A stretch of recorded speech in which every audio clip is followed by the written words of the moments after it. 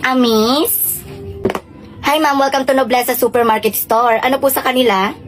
Bibili lang ako ng tubig. Magkano to? Okay po, 13 pesos lang po yan. Okay, ito Seryoso ka ma'am? Ma'am, baka meron po kayong 20 pesos lang po dyan kasi wala po kaming barya dito eh. Wala na puro buo lang talaga yung pera ko. Puro 1K na kasi dito tapos yan na lang yung nakita kong 500 pesos.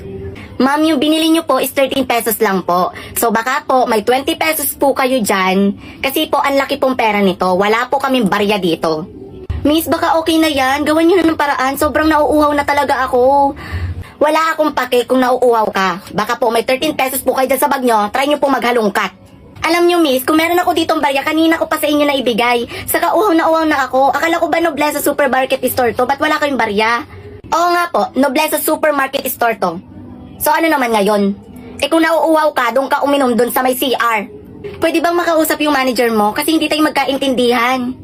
Hello po manager, may nanggugulo po ditong isang customer. Hi, I'm Dior Binirasyon. Nabalitaan ko nang gugulo ka daw? Hindi ako nang gugulo, gusto ko lang bumili ng tubig kasi nauuhaw na ako. Totoo naman naggugulo ka. Alam nyo miss, itikom nyo na lang yung bunganga nyo para wala nang maingay dito. Sobrang nakakaabala kayo sa mga nagtatrabaho Hindi naman ako nang gugulo dito, gusto ko lang bumili ng tubig kasi kanina pa ako nauuhaw. Ang dami mong ingay, guard, pakilabas nga ito.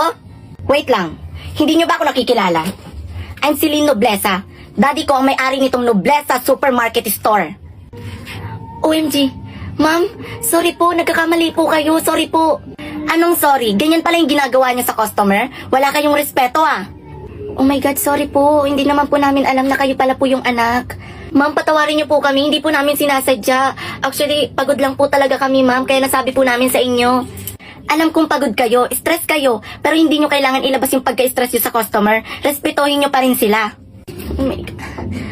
I'm sorry. Baka may tumawag sa inyong dalawa Make sure na sagutin nyo kasi daddy ko yon. Explain nyo na lang kung ano yung nangyari, kung paano nyo ako tratuhin. Bye.